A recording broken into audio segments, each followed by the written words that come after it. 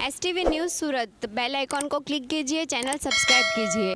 नमस्कार, मैं हूं नीरव जोशी और बहुत बहुत स्वागत है आपका एसटीवी न्यूज में। श्रीमती एम शाह प्राथमिक कन्या शाळा અમરોલીમાં તારીખ 1/8/01/2024 ને ગુરુવારે રામ જન્મોત્સવ નિમિત્તે રામાયણના પાત્રો આધારિત એકપાત્રીય અભિનય સ્પર્ધાનું સુંદર આયોજન કરવામાં આવ્યું, જેમાં ધોરણ 7 અને 8ની કુલ 37 જેટલી દીકરીઓએ રામાયણના જુદા જુદા 22 જેટલા પાત્રોને ઉજાગર કરી ખૂબ જ સરસ સંદેશો પાઠવ્યો. રામના આદર્શો, એમની મર્યાદાને ખૂબ જ સરસ રીતે અભિનય વડે વ્યક્ત કરી સમાજને સરસ સંદેશો આપ્યો. શાળાના આચાર્ય શ્રી રણજીતભાઈ પટેલના નેતૃત્વમાં સમગ્ર શાળા પરિવારે ભેગા મળીને ખૂબ જ શ્રેષ્ઠ અને સુંદર કામગીરી કરી સમગ્ર કાર્યક્રમને સફળ બનાવ્યો. દીકરીઓને પાત્રો અનુરૂપ ખૂબ જ સરસ રીતે તૈયાર કરી વાલીશ્રીઓએ પણ ખૂબ જ સારો સહકાર આપ્યો, તેમજ શાળા પરિવારના આમંત્રણને માન આપી વાલીશ્રીઓ પણ મોટી સંખ્યામાં ઉપસ્થિત રહ્યા હતા. શાળામાં ચાલતા બાળમંદિર વિભાગના નાના નાના ભૂલકાઓ પણ આ પ્રસંગ અનુરૂપ ખૂબ જ સુંદર રીતે તૈયાર થઈ આવ્યા હતા. બાળમંદિર વિભાગના શિક્ષક મિત્રોએ પણ આ કાર્યક્રમને સફળ બનાવવા ખૂબ જ સારો સહકાર આપ્યો હતો. સમગ્ર કાર્યક્રમ દરમિયાન વાતાવરણ રામમય બની ગયું હતું.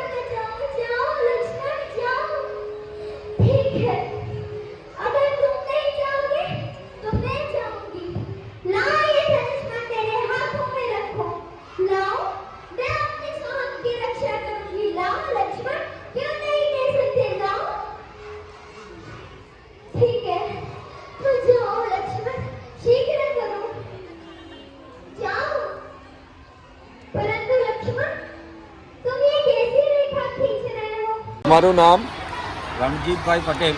રણજીતભાઈ, કઈ જગ્યાએ और શું કાર્યક્રમ? આ MM શાહ પ્રાથમિક શાળા છે અને અમરોલીમાં આ રામચરિત્ર રામની થીમ પર આ કાર્યક્રમ રાખવામાં આવ્યો છે. કારણ કે અયોધ્યામાં લગભગ 500 વર્ષ પછી જ્યારે રામ મંદિર બનવા જઈ રહ્યું છે, તેમાં રામના જુદા જુદા પાત્ર ભજવવા, રામાયણના જુદા જુદા પાત્ર ભજવવા માટે અમે આ કાર્યક્રમનું આયોજન કરેલું છે. કેટલા છોકરાઓને આમાં લગભગ 37 જેવા સ્પર્ધકોએ ભાગ લીધો છે. ને કેટલા છોકરા આ જે સ્પર્ધા કર્યા ભાગ લીધા જે જોવે છે, કેટલા લોકો છે એમાં? આ લગભગ 1050ની ઉપર આ દીકરીઓ અહીંયા બેઠી છે જોવા માટે. રામાયણના ભાગ બતાવવા માટે તમને કઈ રીતે પ્રેરણા આવી और આ માધ્યમ से તમે શું લોકોને સંદેશ આપશો? આખા દેશ આજે રામમય બની ગયો છે. બહુ મોટો બધે બજ આપણી આજુબાજુ જોઈ રહ્યા છે. બધી સ્કૂલોમાં મોટા ફંક્શનો થયા છે. એટલે રામના જીવનમાંથી આપણને ઘણા બધા પાઠો આ દીકરીઓને શીખવાના મળે, એ માટે અમે આ કાર્યક્રમનું આયોજન અહીંયા અમારી શાળામાં કર્યું છે. ને એમસે લોકોને એક હિન્દુ ધર્મ તમે કઈ રીતે માનો છો, લોકોને શું સંદેશ આપશો? લોકોને હું એટલો જ સંદેશો આપીશ કે રામ જે રીતે આપણા મર્યાદા પુરુષ, એટલે રામના જે આખા જીવનમાંથી આપણને ખૂબ ખૂબ એક વસ્તુ શીખવાની મળે અને એના આધારે આપણે દરેકે આપણી જિંદગીમાં એના પાઠ ઉતારવા જોઈએ, એવું સંદેશ આપવા માગું છું. રામોત્સવ નિમિત્તે રામાયણના પાત્રો, વિવિધ પાત્રો, એકપાત્રીય અભિનય જેવા આદર્શ પાત્રોનું રજૂ કરવામાં આવ્યું અને એ દ્વારા સમાજને એ સંદેશ આપવામાં આવ્યો કે રામ જેવી કુટુંબ વ્યવસ્થા, સમાજ વ્યવસ્થા, ભાઈ જેવો પ્રેમ, સીતા જેવા મર્યાદા, સ્ત્રીનું પાત્ર જે ભજવાયું એના દ્વારા એના ચારિત્ર, શુદ્ધ ચારિત્રની નિશાની તરીકે દીકરીઓને આ સારો સંદેશ આપવામાં આવ્યો. ને તમે રામાયણ જ કેમ આજે તમારે દિલમાં રામાયણ જ કેમ આવ્યો? બહુ બધી એવું છે, નાટકો છે, એના બી તમે ઉપયોગ આજે રામાયણ શા માટે આજે બતાવ્યા એનું થોડુંક. આજે સમગ્ર દેશની અંદર અને વિશ્વમાં પણ આનો ખ્યાલ આવી ગયો છે કે અયોધ્યામાં રામ મંદિર બની તેની પ્રાણ પ્રતિષ્ઠા 22 તારીખે થઈ રહી છે. તો એ અનુસંધાને રામાયણના પાત્રનો જે આ રામોત્સવ નિમિત્તે રામાયણની થીમ આધારિત કાર્યક્રમ કરવામાં આવ્યો. તમે તમારા સાહેબો કઈ રીતે સપોર્ટ કરે છે और તમે કેવું લાગ્યો આ પ્રોગ્રામ? ખૂબ સરસ લાગ્યો. સાહેબ તો દરેક પ્રોગ્રામની અંદર ખૂબ સારો સપોર્ટ કરે છે અને દીકરીઓ પણ સારું કવર કરી લે છે. એના કારણે 2 દિવસની અંદર આ પ્રોગ્રામ તૈયાર થયો અને અહીંયા રજૂ થયો છે. માત્ર 2 દિવસની practice. That is my last question. આ તમારા છોકરાના બાલીઓના શું સંદેશ છે તમારો?